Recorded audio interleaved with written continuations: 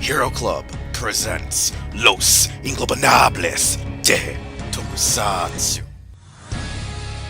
Alright, welcome to a new episode of Los Ingobernables de Tokusatsu. In this episode, we are shooting way early in advance this week just because, well, one, there's the Tamashii World Tour, and two, we just kind of came up with this idea due to last episode because I'm your host, Wheelchair21, and my co-host for today is the Green Vape, Janitor Joker. Strangers in the night. Why am I back again? Oh, because still you're technically one of the main co-hosts, since you were here when we technically formulated this show, but you weren't here for the earlier episodes, because you said, oh, I got to get my recording equipment, and so on and so forth, and because of that, you're also, hey, man, the topic that we're going to be talking about today, you wanted to bring in one of your friends from your actual podcast, the Toku Warriors, so I guess I'm going to hand it over to you then, Joker, to introduce, our guest host for this, wonderful topic that we'll be talking about today. Here today with me is my second in command, quote unquote, for the Toku Warriors podcast and a star of another podcast that I plan to be doing sooner or later, eventually. He goes by SentaiBandicoot on Twitter, and he actually subbed Dairanger himself. So introducing this guy who wants to say his name, because I will not say it, Alex Washburn. Oh, hi. Yes, 'tis I, Alex. Or SentaiBandicoot, whichever. He also what do you mean went second by command? well, because I'm the leader. I'm the dictator of that podcast. Fair enough. He also went by Fantasy Leader for all you old people out there. Oh, yes, way, way, way back in the day. Back in the day of the old times. And I'm back here, and we're back for part 2 of the Green Vape's return, even though I wasn't gone. So pretty much this is the Vape with Evil part 2. Vape with Evil part 2, yeah. or Exceed into the Abyss part 2 with less Ultraman XZ discussion. maybe more or less segues to other things. Oh yeah, indeed. I was gonna say we should talk about the news that just came out today, which was the Q Ranger scans and the what's that show? Oh yeah, Kamen Rider X-Aid. However, because we want to just keep this show nice and knit and well together, we're not gonna discuss the scans. I think this time around, just because one, if we start talking about the scans, we're then gonna be diverging into why we either love or hate Q Ranger and what's good or bad about X-Aid though.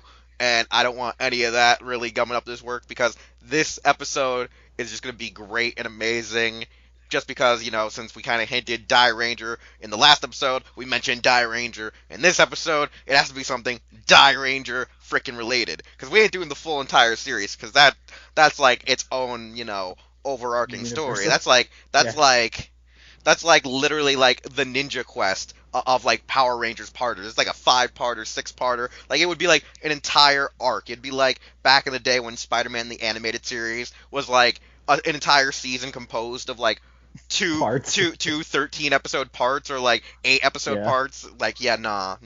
Yeah, this is Sins of the Father. Oh Jesus Christ. But yeah, no. Dairanger forever. So this episode, before we go into it, let's just ask SentaiBandicoot what at least got him into the Tokusatsus. Oh, I grew up on it. I've watched it since I was a little kid. I'm like half Japanese on my mom's side, so I have family over in Japan. And my aunt over there basically would record on VHS tapes. Remember those things? Unfortunately. Yeah. She would record Sentai episodes that were airing during the 90s and then send them over to the US via packages.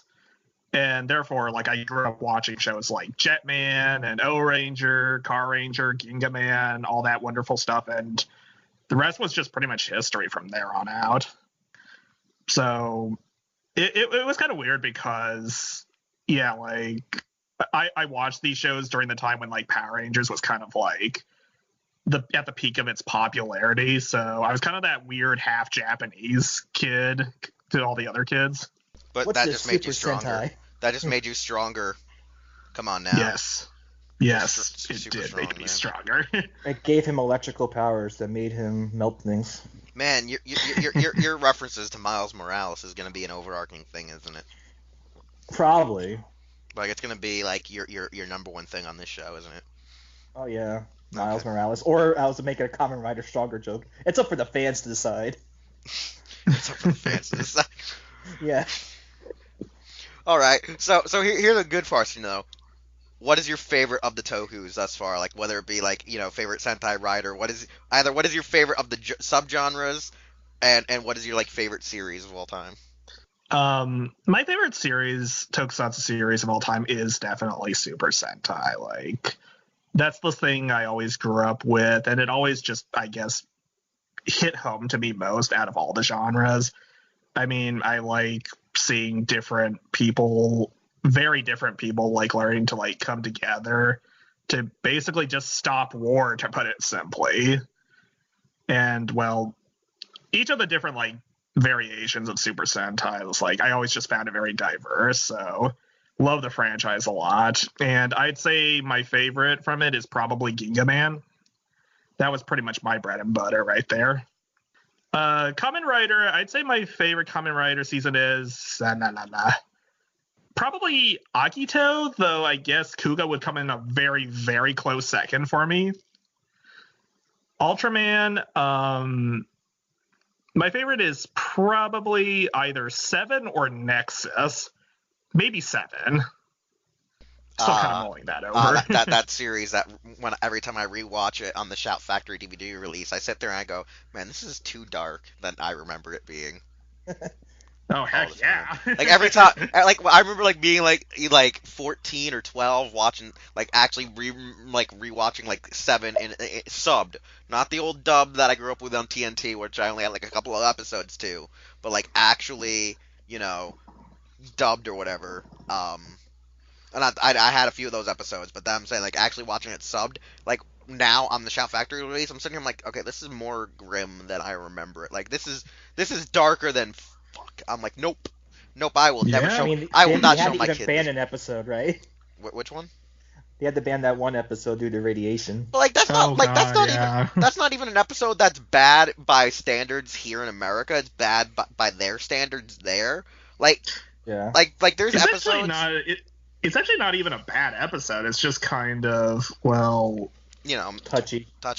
Yeah, touchy subject. Yeah, because like when I'm watching other episodes in the series, they're darker than like all hell's worth. Like I think 7 is one of the darkest ones, and then like Leo tries to be like one of the other darkest ones in the series, and so does Jack. Yeah. I feel like those 3 are like trying to always outdo each other when it comes to darkness, but then Leo has too many ridiculous things going on in it, where I'm like, yeah, you can't be that grim dark, even though there is grim dark shit going on in that series. Metal Heroes, I think my favorite would probably be Spielbahn.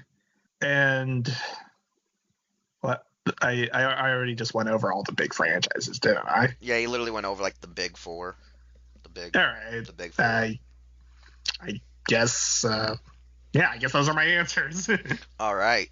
What's your favorite Godzilla film? Oh, right. Sorry. How dare you forget about the great-grandfather of Toku? Yes, how dare I? The original 1954 film. I mean, besides that one. Besides that one, probably Shin? The new movie. As Jushin Thunderliger told me, okay movie, too much politics. I guess 84 Godzilla would probably trigger him too. I don't know. I wish I could have actually had a better discussion with him about Godzilla. I wanted to ask him more about Shin Godzilla because it hadn't come out in North America yet. I think Shin Godzilla is pretty fascinating. Oh, dude, don't even get me started on me and Mucha's headcanon about how Anno is secretly trying to kill us both because we discovered his real motive into making the movie. Oh. That he's really trying to plan world domination, but Yeah. Using Godzilla to envelop us all. Damn right. Where there's weird xenomorph spawns. Exactly. Well, he Anyway. already did. Go on. Okay. It's like, anyway. Okay, anyways, as we're dragging this off tangent anyways, because that's what we do best. All right, so since we introduced our guest host, because that's something we do even if it's our main host or it's a guest host, we just like to give people a little bit who the hell they are and why they like what we're talking about.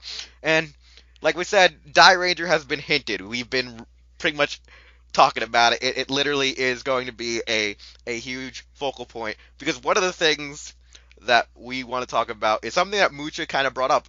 It's like, Jin. Everyone loves Jin, but Inoue wrote those episodes. So, Yeah. we kind of sat down, thought about it. Like it was like a joke where we intentionally meant for it to be a future episode, not literally right afterwards. But then like when I posted it up on Facebook, the comment, and a few people actually liked the idea, I was like, Mucha, I'm pressed for time. I need to get an episode ready before I leave for the Tamashii World Tour. He's like, yeah, we're doing the Jin episode, aren't we? I'm like, we're doing the Jin episode. The Jin episode. So, Yay. so the thing about this is, like we said, it's like only 6 episodes, but it feels like it intended to be a full subplot. And I Mucha, how should we do this? Because I feel like we have to at least explain what happens through the course of his 6 appearances, so people at least know who he is if they've not ever seen the like 3 various versions of the fan subs or have seen the Shout Factory release yet. So, Yeah.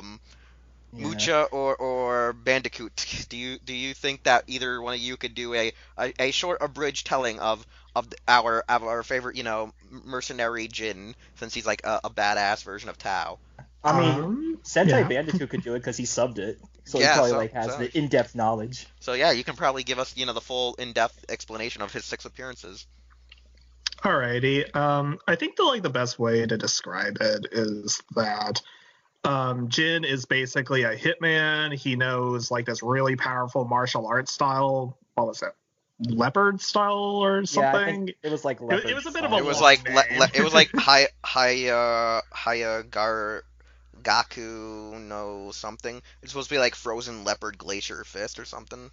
Yeah. Like it was leopard and glacier. It was super fast. That's all I can really describe it as. Yeah, because like the name, like they don't even translate the full name even in the Shout Factory release, just because it's like a long ass like Yeah. style.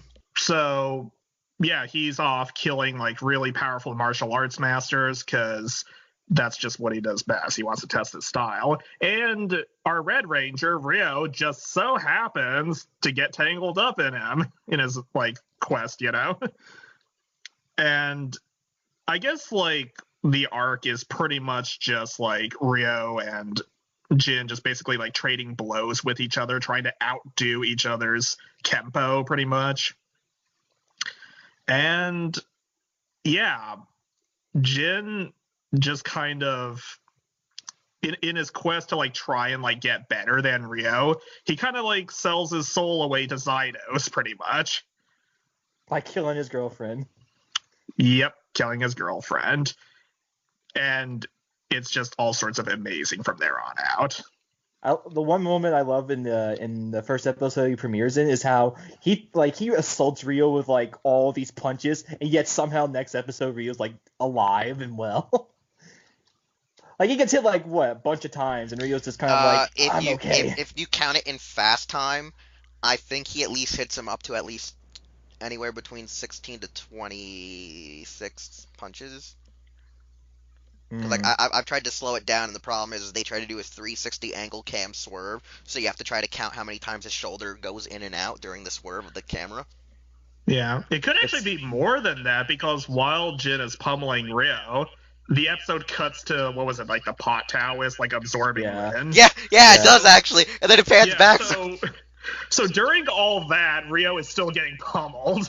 I know, right? So that happens, and then like literally the following episode, he ends up having to sell his soul to the damn Zydos of all things, and he kills his fiance. And then like the next episode, it's not even him; it's an illusion, but it's him in his demon form. Okay, so him in his new demon fist suit with like a full on super robotic armor plated arm that goes over his prosthetic that he has because his master cut it off.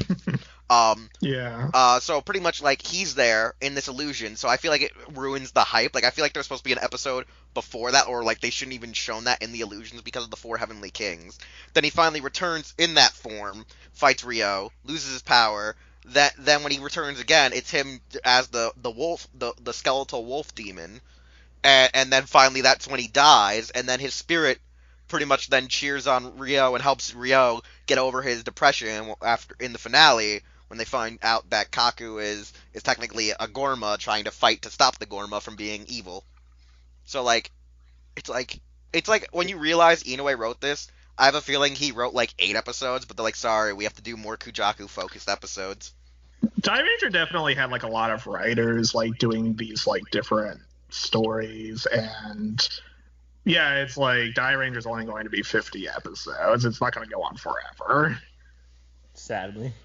Yeah, Sadly. because I can tell you right now, like before we get into like the full, I guess, us dissecting the plot line, it's like when you have all these plots overarching each other, it didn't tie in too well. And like I said, like one of the things a lot of fans, I know Western fans now watching Dairanger, they hate the Kujaku arc. They find it to be uh overdone, overrun, and like nonsensical. Like some people like her character, but they feel like they made her story like a goddamn dead horse because like her time on Earth lasted longer than goddamn Blue Eyes.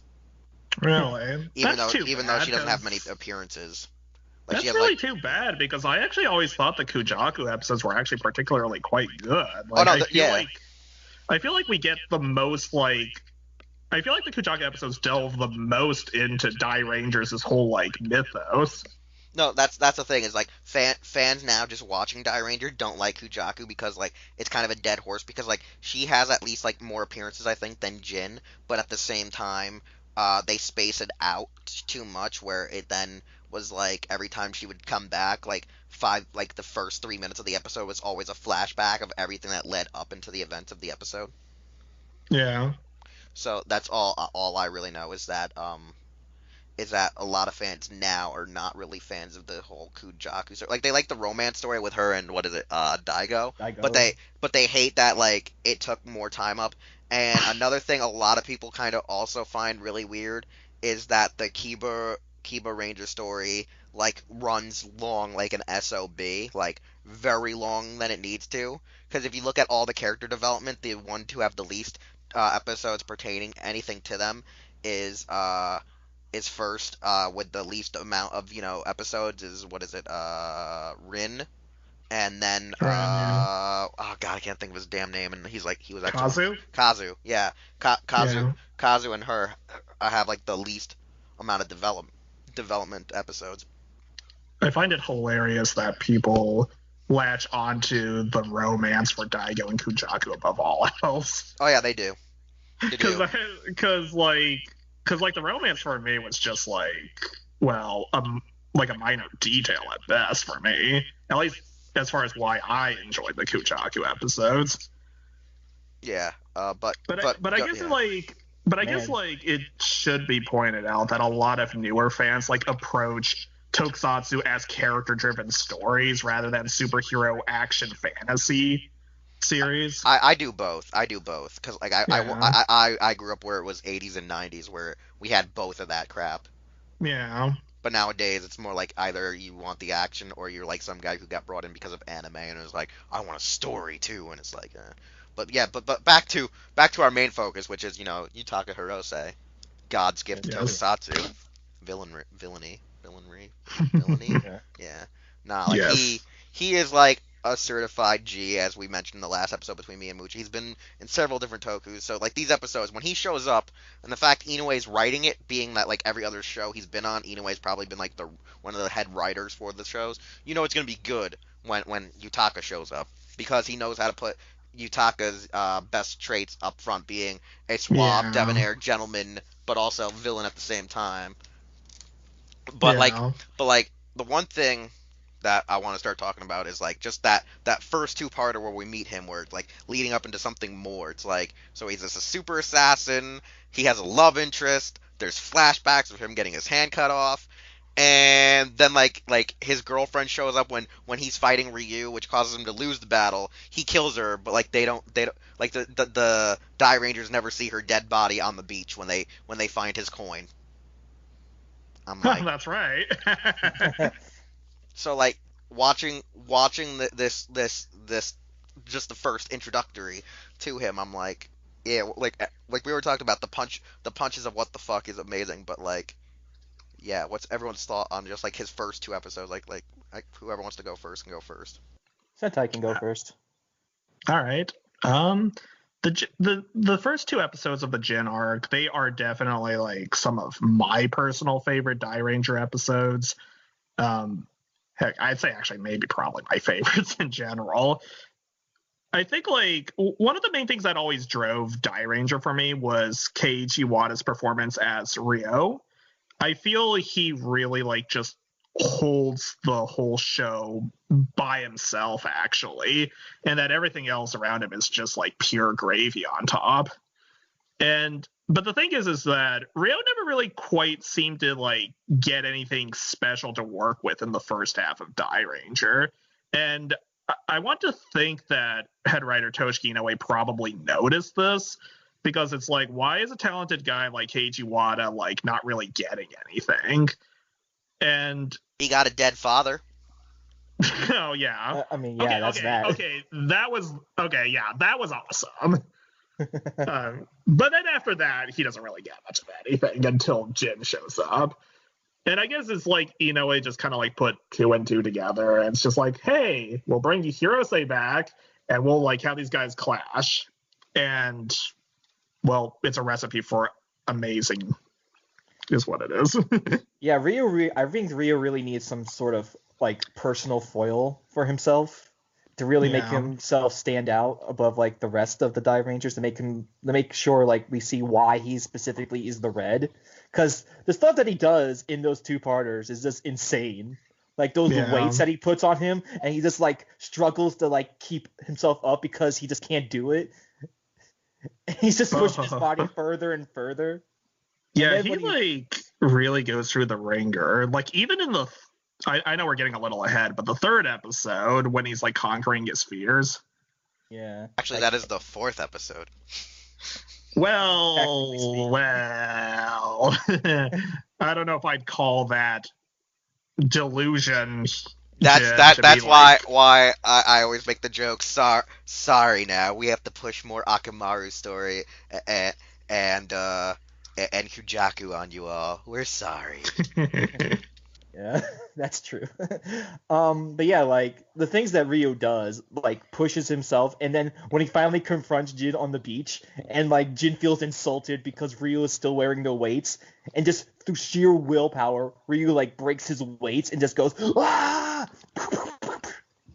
Yes. And just like goes on a rapacious assault on Jin. Keiji Wada. Amazing. I know, it's amazing. Yeah.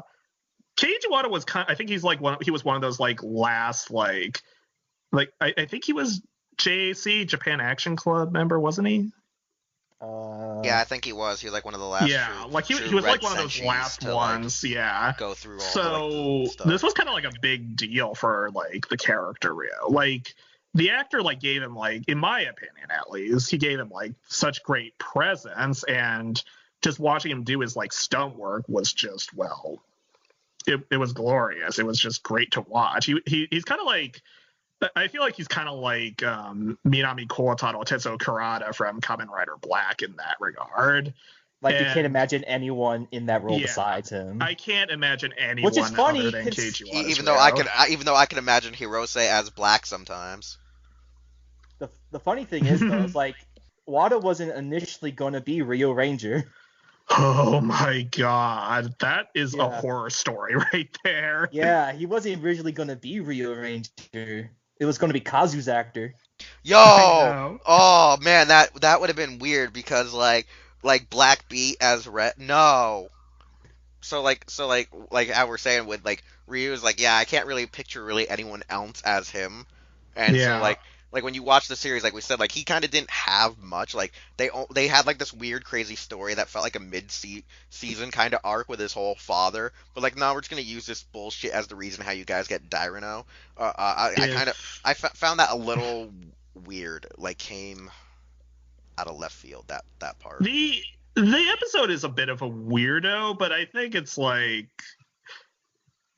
I feel like that's kind of part of Dairanger's charm. Like Dairanger gets really weird and surreal. Yeah, because like when it comes to like the Jin storyline, like at least like it comes out of left field, but also kind of works because it was like at the time they never faced anyone that was actually using just regular straight on like power and Kempo. So it worked because Yeah. it's like he's like Rio, like all you've been using is like spiritual energy for fighting. This guy's actually using real energy for fighting.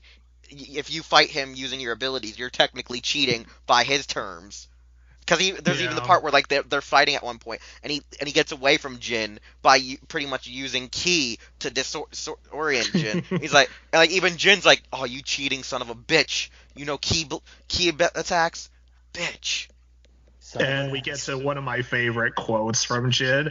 I will wash my fists in your blood. Yep, and then it comes And the punches of that death. he does. So it's like his introductory are like first two episodes like are amazing, but then there's like that whole like I was telling Mucha like by the time you get to the following two episodes with him when you skip over the the illusion, the thing that I never understood was like there was no real consequence of the murdering of his fiance.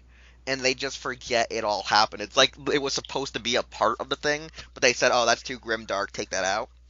Because like he straight up is a broken shell of a man at this point yet again. He just does the the 1-2 like the two finger shot into the heart, piercing her chest, kills her, then absorbs the power from Zydos, then goes on his merry freaking way. So I'm like, I always saw, personally, I saw the Jin murdering Aki thing as basically like his initiation into like him becoming a demon, pretty much. Like, I personally don't really think that Aki really needed to be followed up on too much, but yeah, I mean, that's kind of how I saw it. I felt like Aki's role was kind of done by that point. the only thing I would say, or it's not that it's done by that point, is that I what's the best way to say it? I personally think that like starting off like or not starting off, but I should say like by the time we get to the episode where he has his whole redemption story, that like I feel like there should have been a part where like he kind of is like, oh shit, I've done all this shit. Cause like there's literally the part where he's like, why? Like, cause like there's even the part where he's like saying to Rearranger, why are you helping me? So it's like after he does the whole like Yeah. the conquest of your fear, which is amazingly hilarious. Cause there's a whole part where where he hits them up, and then the other four like were chasing him around the city, trying to avenge Rio. Like you're gonna change him back. Like they're chasing him around the city to the one point where they go, okay, maybe if we go learn Kabuki, maybe we can beat him. And he's already He's like there. right there. He's already there in disguise, then beats the crap out of them with the Kabuki stuff. That's like Yes. one of my favorite gifts. He's like, you idiots.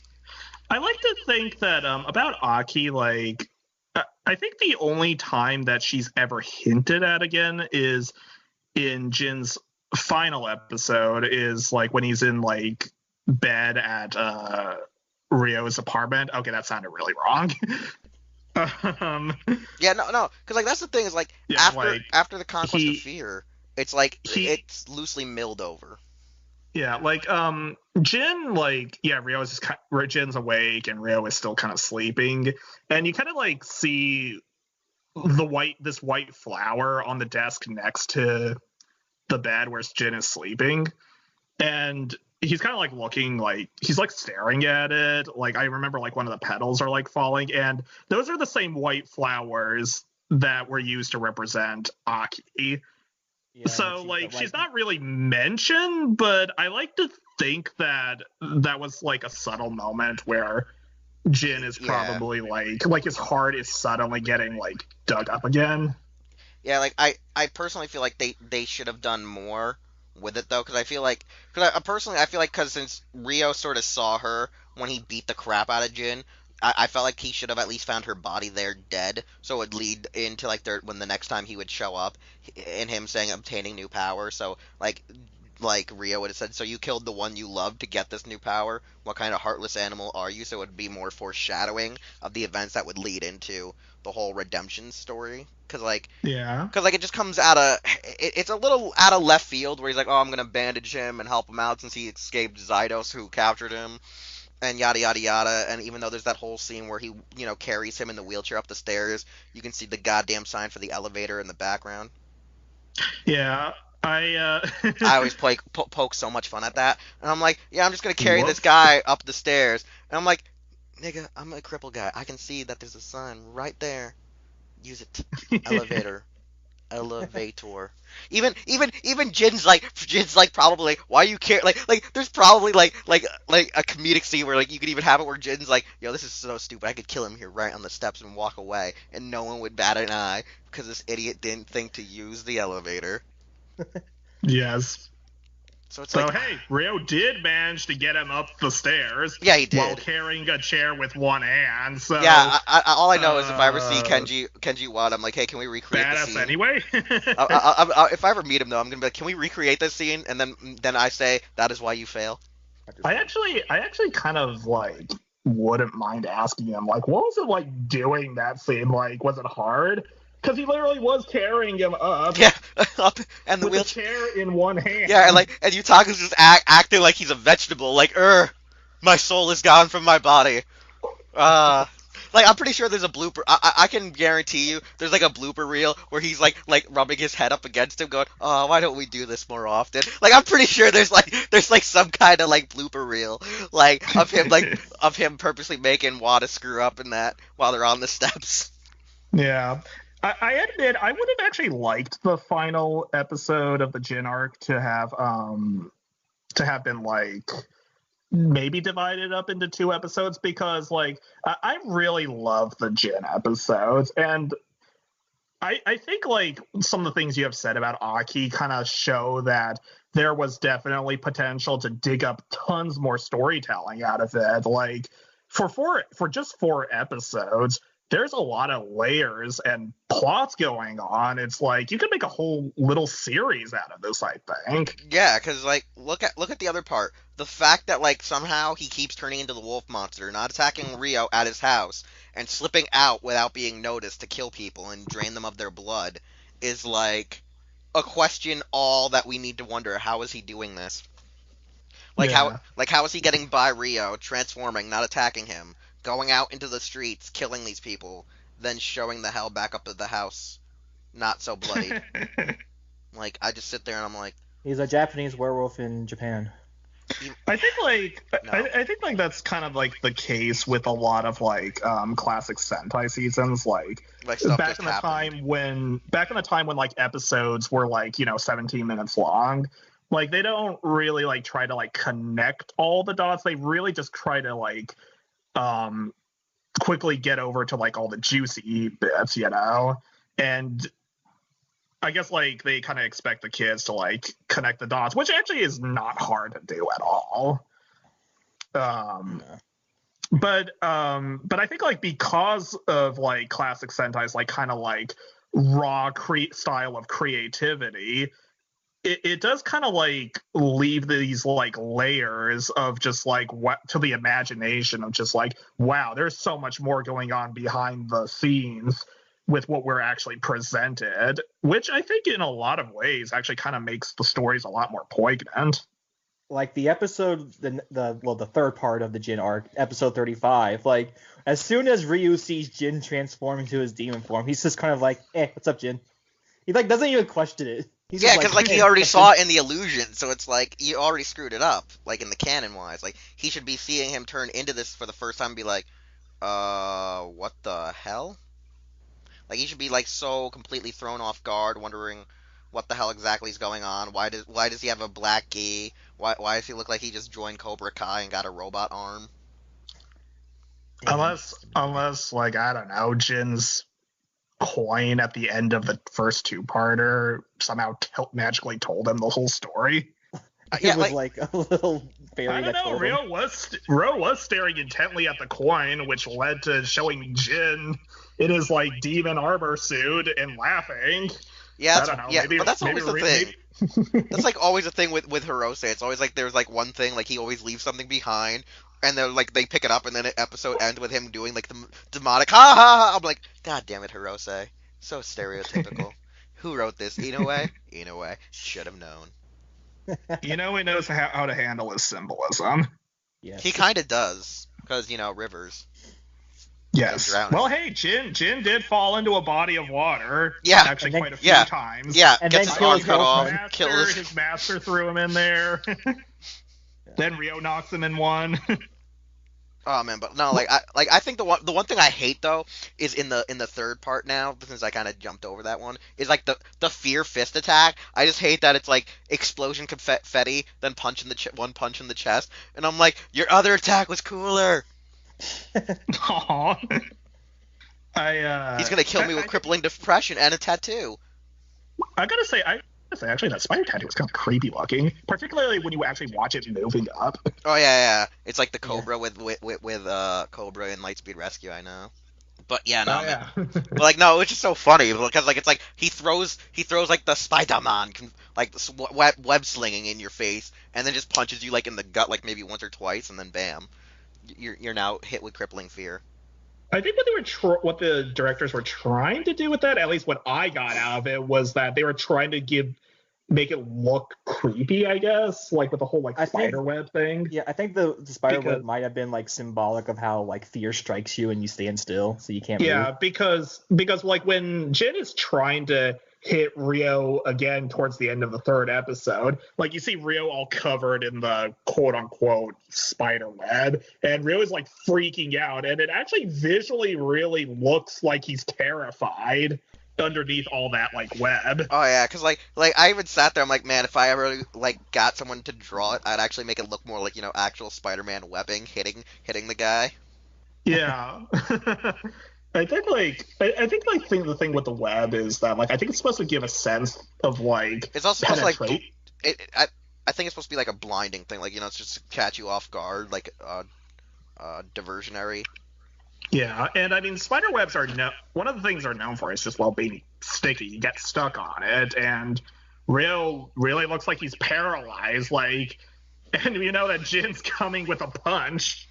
But I still love the part though that the Dairangers, when they go and chase him down, the first thing they do is they transform. Like, oh, we're not just transform, fight this guy, fight him.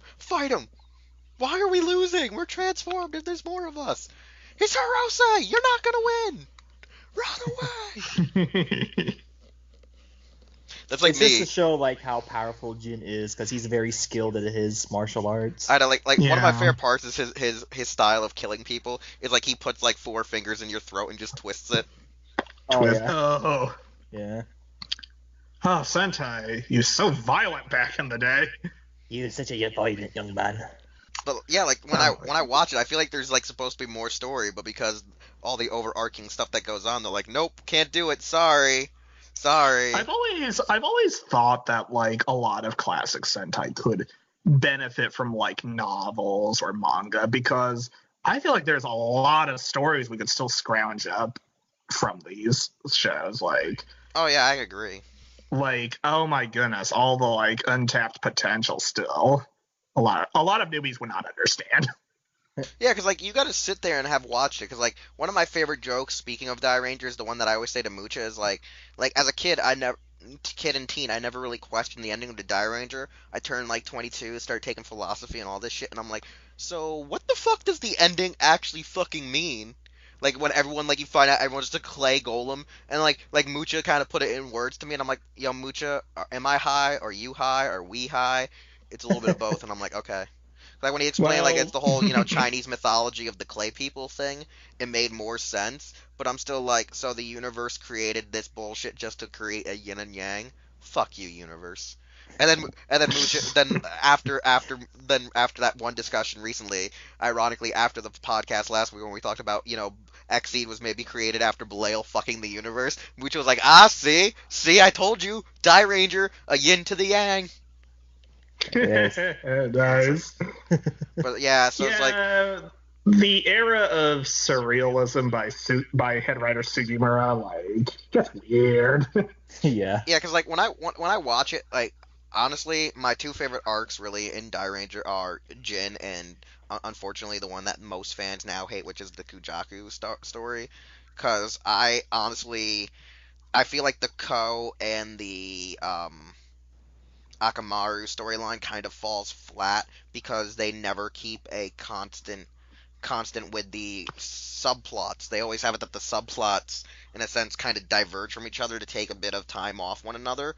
But the problem is that they don't keep a true focus on what was the real narrative at the time, which seems to be co-storyline more than anything else. So even when it should be still loosely focused on in the background, it barely isn't because they also didn't have Co still featured in a lot of the episodes, which kind of I think hurt the progression of the series.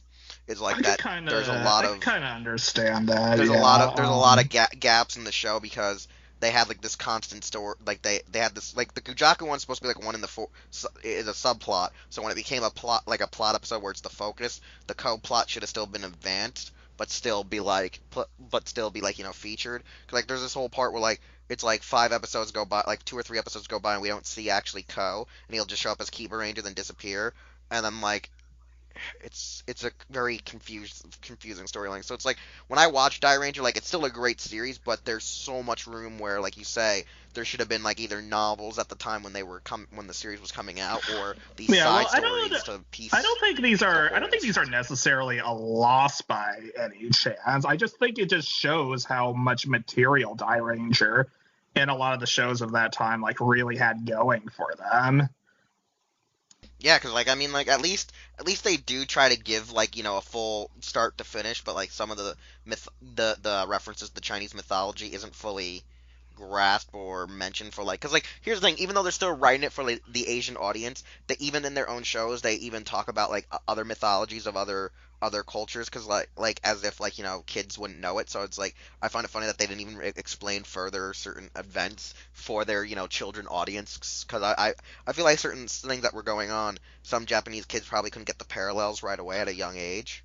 I think one of the things I do appreciate about Dairanger is that they don't really explain it. Actually, they kind of go for like the classic show don't tell scenario, which I think is kind of good for like a visual medium like television. Because I mean, like one of the particular things I really liked about Dairanger itself is that like the visuals I find to be very memorable. Like there's a lot of scenes that kind of make me go like, "Whoa, what am I watching right there?" Yeah. Yeah, because like I sit there and I'm like looking like I think like we said like when we're talking about the arc in question, you realize there's just so much material that was still there that I guess they didn't realize. They're like, oh shit, we have a well of stuff that we could have done. So it's like, Yeah. it's like I just look at this all the time and I'm like, you have this character of Jin, and it actually gave Zydos a thing to do in the series because the rest of the time he's just a guy in a dress. Yeah. Like I hate Zydos. I Aww. think he's one of the worst of the three. I actually quite like Zydos personally, and I actually think the Jin arc actually did him a lot of justice. Oh no, it does do him justice, but like outside of those episodes, I felt like he just kind of was like Shadam's like right hand butt monkey. I actually always thought Zydos was actually a pretty threatening villain personally. I feel like the only time I didn't like Zydos was how they killed him off at the end, where I do feel like they made him the screw up, which I thought was a disservice to the character personally. Like I feel like Yeah. the best way I see Zydos is he's like the star scream of the group because I felt like at the end he was gonna try to do something betrayal, but since he's kind of an idiot too at the same time while being like the serious lead, like serious villain, he was also kind of an idiot that I thought that like in the end he would do something so stupid that it would get him killed, which kind of did happen, but like I was expecting him to like get screwed over by Shaddam himself or whatever. Yeah. Now I just have to imagine Zydos with the Starscream voice. Yes, Lord Megatron. Because it was just That's kind of like the thing I wanted to mention, though. Like, the Jin episodes, I think, made Zydos really cool. Like, the things that he does in those episodes is rather interesting. Because he's just like, oh, another monster of the week, hey, Shaddam? Well, fuck you, I got another plan. Dude. Zydos definitely shows that he's very like he's always had this kind of aggressive trait to him, and I feel in the Jin episodes it's definitely taken to Well, yeah, I mean, feel when they you go all actually out have with that. when you what it was, a cockpots or cockpots show up with Tommy guns shooting down Jin, yeah, that's like when you realize like shit's getting real. Oh yeah, Yeah. when Jin finally dies and the sun sets, he's That's just the fighting everything, like every mook he can before he gets shot. Now here's the thing, I would have preferred in the storyline had Zydos actually like met his end in those arcs at the same time, like him and like Jin just kill each other. That would have been actually pretty interesting, yeah. Because I do feel like a lot of the stuff that yeah. go. Because I do feel like a lot of the stuff that goes on was like that was like supposed to be like Zydos' real wrap up. Then the the final Kujaku thing should have been the real wrap up for what's her face. And so then when Shaddam Gara. and yeah Gara. So then when Shaddam and freaking Kaku have their fight, it's just Shaddam by himself with his final master plan. And then he would go on to voice one of the greatest villains in Shinkenger, Yes. Dokoku. Dokoku the drunk. Dokoku the Drag, yep. But yeah, Dairanger, like I think if you look at it as a whole, you can definitely see that it's not the most consistent show out there because all the writers are like kind of like focusing on like different things and different story arcs. So I think I can see like why some might find the pacing a little weird. But at the same time, like I feel like you kind of I guess to really get the most out of these arcs, you can't really get too bothered by just what the like big picture is, I guess, if that makes sense. Like I think that's also kind of like one of the appeals of Dairangers, that it has a little bit of something for everyone that they can just dive into like an episode that appeals to them, and they can just love it for that. Yeah, because like Dairanger, like regardless of like consistency and pacing, it's got like a lot of really good ideas, and the show just cranks them all out constantly. Because like I can understand like why some wouldn't like really care much for the Ko and Akamaru stuff. I know that that's a very like hit or miss plot for a lot of people, but that's a very mixed thing for a lot of people. Yeah, I enjoyed it a lot myself, but I know a fair number of Dairanger fans like who really love Dairanger, but the Ko and Akamaru bits are not like one of them. Yeah, like I can see like where they would have problems with that arc in particular. Yeah, like that's the thing is like I'm from we're all from the age before the like 3 different versions of fan subs and the official release here in North America. So it's like we've seen it so many times now where it's like we love Dairanger through and through, but it's more like either years go on and we're like, these things kind of irk us or these things kind of irk us, but we're still okay with it. But like a lot of the newer fans like at least have a part of the show where they're like, oh, it's one of my favorites, but they still at least notice right away issues with the show, and that's the thing is like I feel like there's not a I feel like that's one of the flaws with older Sentais that like they kind of just jump around at times and they don't have a consistency. I think that's kind of like a problem that newer fans kind of have. Now, this is me speaking as an old man, but like newer fans are kind of inflexible, if that makes sense, when it comes to like looking at these shows, because they have to be made a specific way or they will not like it. They kind of demand a certain style of perfection. Yeah.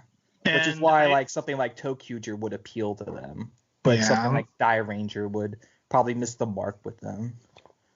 Because I know a lot of like the fans, like when Shinkenger was a new show, they were like praising it as like this perfect drama piece. It kind of is at times. Like when you look at the Sentais around it, it was kind of like the one written the best in the I would say the generational 5-year gap of how the fandom works. It was like one of the best within its era because the thing is with us, our generational gap is usually for every 10 years, but the Toku community grows every like 5 to 6 years, so it's like even shorter for us for who've been here longer. With classic Sentai, like I've always thought that a lot of the seasons during that time was just about like pumping out all this like raw creativity into them, It's like the first two parts of JoJo's Bizarre Adventure. Like, it's funny because I tell Yeah. people a lot of the times, one of the things I like about old Sentai is like there is an inconsistency, but some of the seasons have like this consistency while being inconsistent, which is like the best way to explain Dairanger. There's a consistency while being inconsistent. Yeah, I think like any work of art really, no work of art's gonna be like perfect. I mean, we're humans, all creators are humans, of course, and well, whenever we make artificial things, I mean, it's not going to be perfect, you know. And I mean, I it's think not like going to appeal to anyone, too. It's like it's not going to appeal to every single person. I mean, we kind of got off a lot of tangents on this, but it's like when you just look at this, it just opens the gateway of like this is what happens when you're dealing with early like I wouldn't even say it's early, but for us it's still early Sentai in regards because it was like the like mid-teens when I Dairanger showed mean, up. it's probably like more than 20 years ago, so. Yeah, so it's one of those things where like when I look at it, it's like when you look at the Jin arc, it's like you feel like there should have been more episodes, especially with how when it comes to Hirose with Sentai, he's either there from the start to finish, or he's there for like an entire like 10 to 13 episode like arc where you're like he has a reason. And like in this series he did have a reason, but it was like the resolve just came so fast because everything was just coming in on top of itself. It was like we have this, we have this, we have this, we have this, we have to do this and this and this, and it's gonna all lead into this, but they're all gonna be like their own weird stories, and I'm like, okay, But I think that's kind of a charm to Dairanger, though, is that, like, when you're watching it, I don't think you're really thinking about all that stuff. It's only when, after you're done, where you start, like, nitpicking. Yeah, cause like you know what I feel like Dairanger is. I kind of feel like Dairanger is like the incentive for why they did like every like Senshi and Bokenger having like a villain that they had to overcome themselves in a sense, like for the males, like for the male counterparts, they all had like their own like representative that they had to fight. oh yeah, they did that, didn't they? Like in Bokenger, like all the male, at least the male Senshi had like some like foil in a sense that they had to like sort of yeah, overcome. I remember. Yeah, I remember that. So it was like I kind of liked, like I kind of think Dairanger was kind of like in a sense like what they took for that idea. I like how we were going to do a summary about each episode, but then we just kind of just went, you know what, fuck it, we're just going to talk about the entire arc in general. I think Well, there's like only 6 episodes, and like 2 of them don't really count. like I never really felt the Jin arc went by too fast personally. Like I really love the 4 episodes. I think they're like I think the 4 episodes are very solid personally. I just think like because they have so many layers to them that it's just like yes, I would have loved to have seen more, but for like what we got, like I'd say I'm like very satisfied with the episodes we got. Yeah, like I usually try to say that like I am satisfied, but I feel like looking back at it, I feel like the way those episodes were written was for like more regular 80s fan. But then I'm sitting here like, as me and Mucha said, it was like 80s to 90s Inoue was like in a sense a masterpiece where everything now is kind of like but we'll still try to defend him because everyone just like wants to throw stones at him. But, like, kill the monster, Inoue. And we're sitting there like, he hasn't done that much things wrong. He's just burnt out and he's old. I think a big problem with a lot of newer fans is that they were introduced to Inoue through his writer works. I mean, a lot of like modern writer fans probably know him best for like Kiva and Fies and Hibiki. As I said, Kiva and they just describe him from that. Because I've noticed a lot of newer fans, when they go back and try to watch Jetman, they watch Jetman through the goggles of trying to find all his overused tropes from Rider. Which there's like none in there. Like there's some, but it's like if any, it's like these are the tropes that led to Rider, so it's like you idiots. It's like it's one of those one things where it's like it's easier sometimes to watch the older stuff like in order of like the director's work to see his tropes rather than going present to past sometimes. But like we were saying though, Jin, yeah, it's great. It's like the greatest subplot next to my dad is Darth Vader. But it really is something I think made Ryu memorable for like a lot of fans. Like I think these Jin episodes showed what Wada can do, Because I think him playing off of Hirose was like the greatest dynamic of one of the greatest dynamics of Listen, Dairanger. anyone playing off Hirose is a great dynamic. Come on now. I mean, on. true, but Guy Yuki, Ryu from Jetman, like they were his foil. He was their foils. I was like, come on. I'm like, yeah. Lay Don't forget Ratigate. Ratigate, he's just there. He's just there. Ratigate wanted to overthrow him. And he did. I feel like Jin's character, I've always felt it was like a combination of Hirose's 3 previous villains all rolled up into one. yeah. Lei Wanda, Dr. Kemp, and Tranza. It kind of is at least some aspects of each of those characters, because like at least with Jin in his suit form is a lot more like Tranza, it felt like. Because Tranza like always actually wanted to hide out amongst the humans and enjoy the best of life for some weird reason. Actually, doesn't he have the same like sunglasses that Tranza carried around? Pretty much, he just stole his own wardrobe from being Tranza, pretty much. Yeah, That's literally like what he did.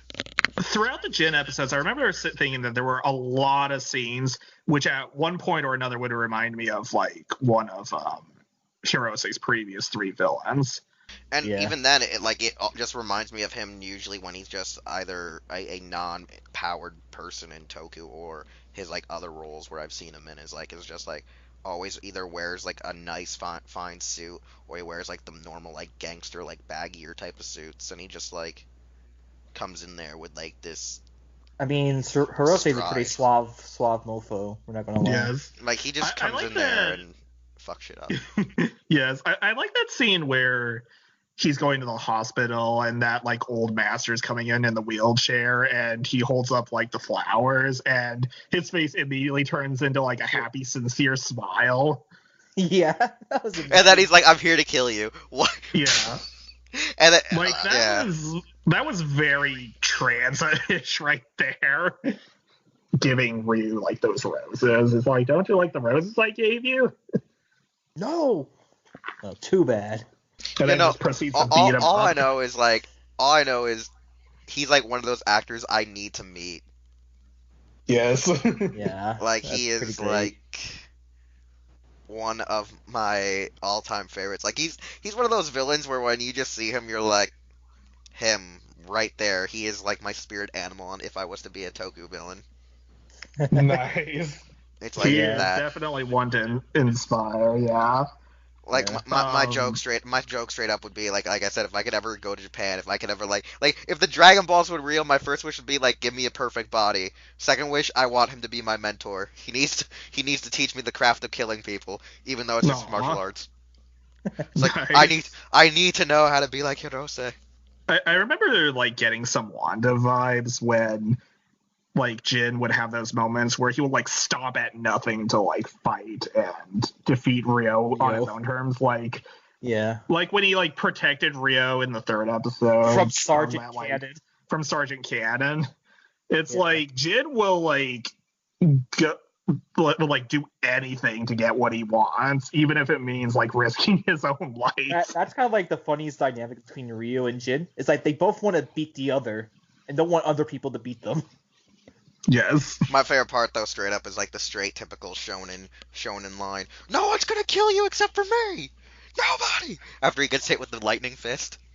Yeah. It was like, all right, Vegeta, calm down, Vegeta, calm down, best buddy. I also want to find amusing that because Sergeant Can was called weak, he just like comes out of the bush just saying, "I'll show you who's weak," and then throw his grenade in the ground.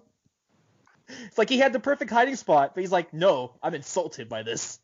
Never before have I been so insulted." Yes. First off, to close out, everyone knows that you don't fuck with Hirose, and if you do fuck with him, you're gonna die. The Jin episode, probably the closest anti-hero villain is the most villainry anti-hero role he's ever done, where he's not necessarily bad from the start. He's just a douche. Yes. Yes, pretty much. Well, he did tell that one guy that he was like 0.1 kilometers over the speed limit. Yeah, and then killed him. Oh yeah, just punches right through the I'm still questioning though, where did he get the police uniform and bike? It's Hirose. He killed a cop. He killed the cop. He killed a cop. You know, honestly, yes, he probably did kill the cop and just take the clothes because it was convenient for him. He basically went like the Terminator. He's like, your clothes, give them to me. Okay, so I mean, you remember how he was driving that really fancy car, but he never like accepts any money he wins. it's like He probably know. just killed someone and took it. so here's the question: what is your favorite episode? While we close out, what is your favorite episode or episodes from the 6 episodes he appears in? I'd say his first 2 episodes, that 2-parter, is probably my favorite. Okay. Yeah, I agree. Like, think I the feel like it two-parter- establishes everything I love about Jin versus Ryo, and the episodes that come after is just more gravy to like go with that. Like, I love all the episodes, but yeah, I think the 2-parter is probably the best of the Jin arc. And then the second favorite would probably be the Spider Fist. Yes. Just because, like, they fight each other, like, on their own terms. And then, I mean, I like the last part, but I feel like it could have been extended to, like, a 2-parter just to really flesh out a lot of things. But as a whole, it's still satisfying to watch. Yeah, so like honestly, yeah, if you've yet to see Dairanger, you need to go see it and go watch anything with Hirose in it because yeah, just watch. There's gonna be more episodes where we talk about Hirose, but then it tangents off into other stupid shit. Oh, yeah. Yes. Cause don't you fuck with me. But anyways, yeah, okay, yeah. So yeah, it's great, it's good. Go buy Shout Factory release. It's probably on sale on Amazon right now, so go get it. Go get it. Do it. Support the official release. Official release. Unless you want the fan subs to have profit. I mean, what? What? Yeah, what? No, man, no. No, we don't want to get into this can of worms. We already did that last week. I know. I helped fan sub Dairanger. Just get the DVDs. That's what we fan subbed for. That's what we were trying to work for. Okay. Don't get This the is coming from a official release. subber. This is coming from a subber, fans. Go get the official release. Exactly. Anyways. All right. So to wrap us up, Bandicoot guy, tell people where they can follow you at on social media. Oh, I'm mostly on Twitter as SentaiBandicoot. You'll know me if you see the Charmander avatar that says Alex on it. All right, Joker, hit people up where they should follow you yet again. Besides me controlling everyone like a puppet, they can follow me on Twitter as Janitor Joker, or they can find my podcast that I will eventually do again, Toku Warriors, on the Twitter or on Facebook or on YouTube. And eventually, Alex and I will have another podcast called Spark Miners, which is a different kind of format where we become intellectuals, if you will, to talk about shows. That's about it. Also, you might find me on Hero Club or not. It depends if I kill Wheelz or not. Just kidding, Wheelz. I'm not going to kill you. I'm just going to be vaping. Well, I know that because, I have to assume the green vape powers once Anno finally gets you. Yeah, I have to give you the shield. Exactly. The green vape shield. Anyways, I'm Wheelchair21. You can find me on Twitter and Facebook as Wheelchair21. Instagram is Taja_Doyle. And Hero Club is at Hero Club for Life all over social media. And yeah, this episode, yes, it's gone long. I will have to, cut it down a bit. Hopefully I can somehow do magical stuff to bring it down to maybe 104 or less. But you know what? If it's still intact, it's still intact, and you can hate us later. I mean, it was a very substantial podcast, I thought. Oh yeah, it very was. Even though I sometimes forgot to hit mute to, help fix the software issue. But you know what? Nevertheless, we will see you next week with a brand new episode, and maybe Projekt will be back, and maybe he won't be. We still don't know what's going on. This is all Clone Saga all over again, where I'm really Projekt. Hey, it's Wheelchair21, and thanks again for listening to an all-new episode of Los Ingobernables de Tokusatsu. If you want to hear more content or see more content from the Hero Club YouTube channel, we're going to need you to subscribe, like, comment with some feedback, and share this channel with a friend. We also would like you to check out our website, hero-club.com, and follow us on various social media outlets just by looking up Hero Club for Life, as well as the stores you see are where we shop. Anyways, thanks again, and we'll see you all next time.